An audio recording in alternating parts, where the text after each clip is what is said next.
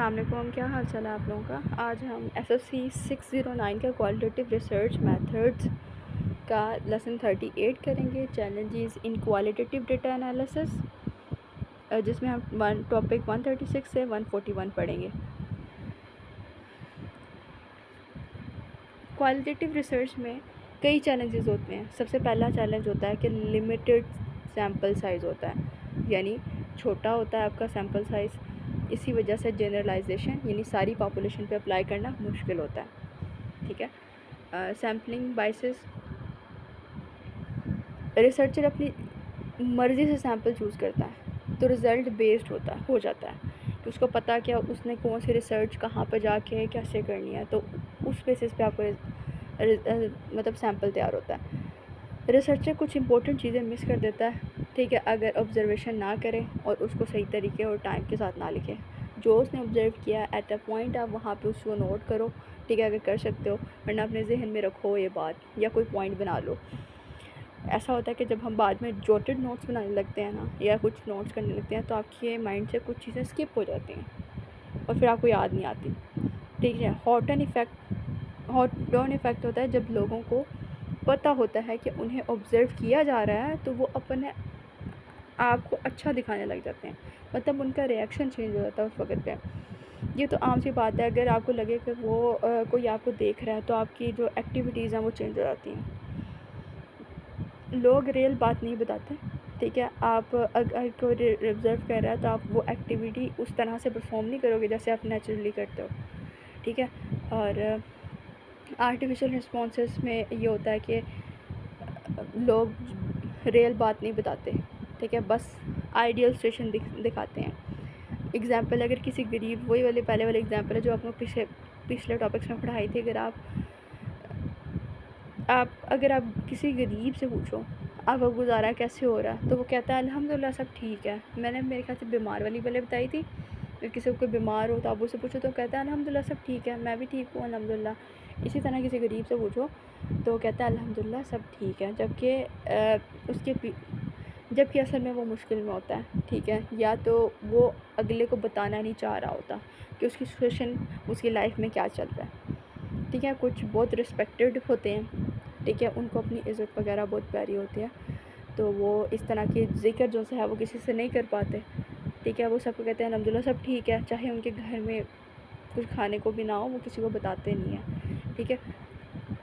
तो उसके जो वो अल्हम्दुलिल्लाह सब ठीक है जो वो बात कर रहा है, ठीक है, उसके पीछे का मकसद जानना। टाइम कंज्यूमिंग, ठीक है। क्वालिटेटिव रिसर्च में इंटरव्यूज़, ऑब्जर्वेशन, फील्ड नोट्स लेना बहुत ज़रूरी है, ठीक है। इमोशनल चैलेंजेस में आपको ये आ सकता है कि कभी कभी आप सेंसिटिव टॉपिक पे अगर काम कर रहे होते हो, बात करनी होती है, तो आप इमोशनल हो जाते हो, अगला बंदा भी इमोशनल हो जाता है, ठीक है। वो तो बताते बताते अपनी कहानी इमोशनल हो गया, तो आप भी साथ उसके इमोशनल हो जाओ, तो वहाँ पे आपका डेटा चेंज हो सकता है, क्योंकि आप भी इमोशनली तरीके से उसको देख रहे हो, ठीक है। नेक्स्ट हमारा टॉपिक आ जाता है मेजरमेंट इन क्वालिटेटिव सोशल रिसर्च। मेजरमेंट का मतलब होता है किसी कॉन्सेप्ट को मेजर करना। जैसे नॉर्मली देखना मुश्किल होता है, जैसे नॉर्मली देखना बहुत मुश्किल होता है, ये रिसर्च को साइंटिफिक बनाता है, कॉन्सेप्ट को क्लियर करता है, लोगों के सोचने के तरीके को समझने में मदद देता है, ठीक है। ये हेल्प करता है डेटा और कॉन्सेप्ट को रीएग्जामिन करने में, ठीक है। इसके जो दो एस्पेक्ट्स हैं वो है रिलायबिलिटी और वैलिडिटी। ये दो मेजरमेंट्स हैं, मेजरमेंट के लिए यूज़ होता है। रिलायबिलिटी होता है कि क्या डेटा बार बार लेने पर सेम रिज़ल्ट आता है कि नहीं आता। अगर एक बार भी सेम डेटा आ रहा है, अगली दफ़ा फिर आप रिसर्च कर रहे हो, उसकी दफ़ा भी सेम आ रहा है, तो वो रिलायबिलिटी है, ठीक है। वैलिडिटी, क्या डेटा सच में वही मेजर कर रहा है जो रिसर्चर चाह रहा है, ठीक है, तो वो वैलिडिटी है। आगे हम रिलायबिलिटी और वैलिडिटी को थोड़ा डिटेल में पढ़ेंगे। रिलायबिलिटी का मतलब होता है बार बार एक जैसा रिज़ल्ट, सही है।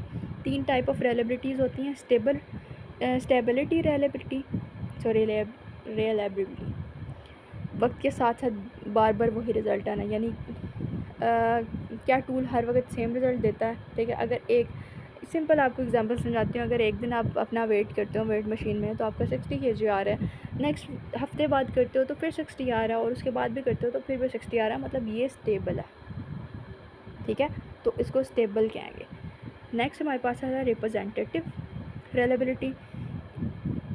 इसमें होता है कि इससे आप ग्रुप में कुछ चीज़ मेजर कर रहे हो, ठीक है।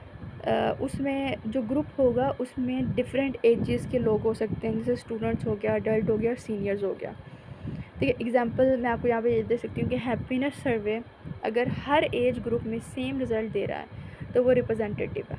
मतलब एक ग्रुप है जिसमें 5 लोग हैं, ठीक है, 5 उसके अंदर स्टूडेंट भी हैं, एडल्ट्स भी हैं और सीनियर्स भी हैं, ठीक है। एक ग्रुप स्टूडेंट्स का हो गया है, एक ग्रुप अडल्ट्स का कर लेते हैं और तीसरा ग्रुप हम कर लेते हैं सीनियर्स का। अब तीनों में से हम हैप्पीनेस सर्वे कंडक्ट कर रहे हैं, अगर तीनों का सेम रिज़ल्ट आता है वो रिप्रेजेंटेटिव है, ठीक है। कि कोई चीज़ आप ग्रुप में कर रहे हो और वो सेम आ रही है तो वो हमारा रिप्रेजेंटेटिव रिलायबिलिटी है।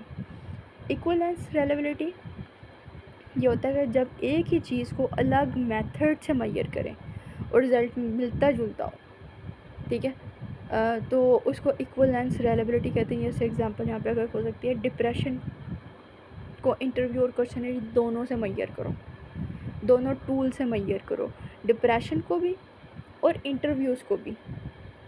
सॉरी डिप्रेशन को नहीं, हमारे पास 2 टूल आ गए, इंटरव्यू और क्वेश्चनरीज।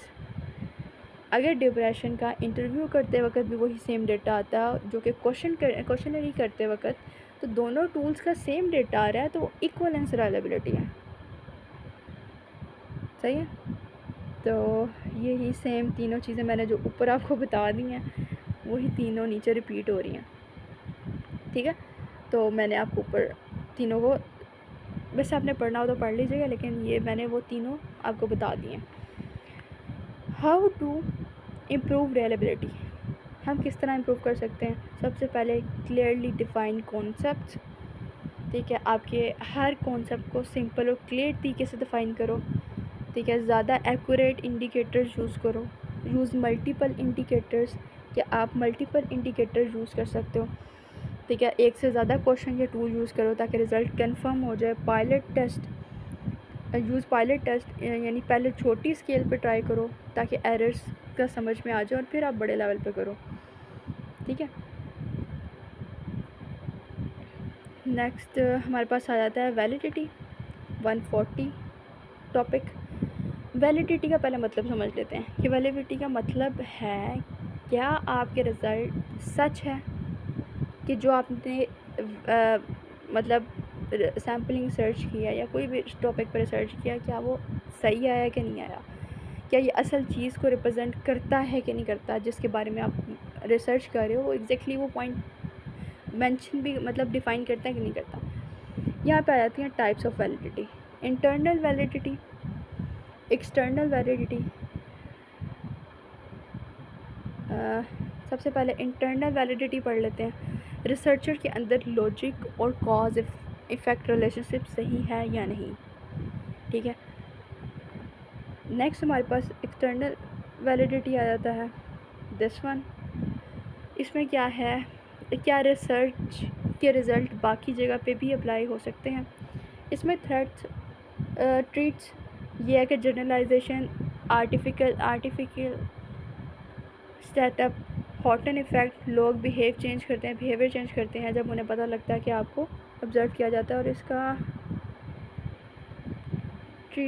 थ्रेट्स क्या होता है कि बेस होता है रिस्पोंडेंट की हिस्ट्री, टेस्टिंग इफ़ेक्ट्स, एक्सपेरिमेंटल का अपना असर होता है, सिंपल ये होता है, ठीक है। सबसे लास्ट में आया था types of validity, face validity, content correction validity, concurrent, predictive, construct validity. अब सिंपल मैं आपको फेस वैलिडिटी का बताऊंगी कि फेस वैलिडिटी में ये होता है कि क्या ये लॉजिक से सही लगता है कि नहीं है, क्वेश्चनरी देख कर समझ आ रहा है कि ये स्ट्रेस मैयर करता है कि नहीं है, कि सेंस आपको पता लग रहा है कि आपको देखने से कि फेस वैलिडिटी की उसके कुछ बन भी रहा है कि नहीं बन रहा, ठीक है। कंटेंट वैलिडिटी क्या ये पूरा कॉन्सेप्ट कवर करता है? आप ये कंटेंट वैलिडिटी में देखते हो कि क्या ये जितना भी आपका कंटेंट है क्या वो कॉन्सेप्ट को कवर कर रहा है कि नहीं कर रहा? आगे कंडीशनल वैलिडिटी आता है, क्या किसी और रिलायबल टूल से मैच करता है कि आपने एक टूल जो आपने सेलेक्ट किया उससे तो आपका डेटा सही आ रहा है, क्या आपने इससे रेलिवेंट टूल को यूज़ किया कि नहीं किया? वो होता है कंडीशनल वैलिडिटी। कॉन्करेंट क्या एग्जिस्टिंग टूल के साथ मैच करता है, या जो आपकी एग्जिस्टिंग टूल है उनसे आपका डेटा मैच करता है कि नहीं करता? ठीक है, जैसे एग्जिस्टिंग टूल में हो सकता है कि पहले के जो हिस्टोरिकल डेटा है उससे रेलिवेंट है कि नहीं है। तो आपका सर्वे वुमेन हेल्थ ऑर्गेनाइजेशन का सर्वे के साथ मैच करता है कि नहीं करता, कि जो उन्होंने किए हुए हैं सर्वे उन उसके अकॉर्डिंग या उससे ज़्यादा बेहतर है कि नहीं है। प्रिडिक्टिव, क्या ये फ्यूचर बिहेवियर बताता है कि नहीं है। ठीक है, और कॉन्स्ट्रक्ट वैलिडिटी में ये होता है कि क्या ये थ्योरी पे बेस्ड इंडिकेटर को प्रूफ करता भी है कि नहीं। कन्वर्जेंट वैलिडिटी और discriminant validity. Convergent validity similar indicator same result देंगे, ठीक है, और डिस्क्रिमिनेंट वैलिडिटी अलग इंडिकेटर अलग रिजल्ट देंगे।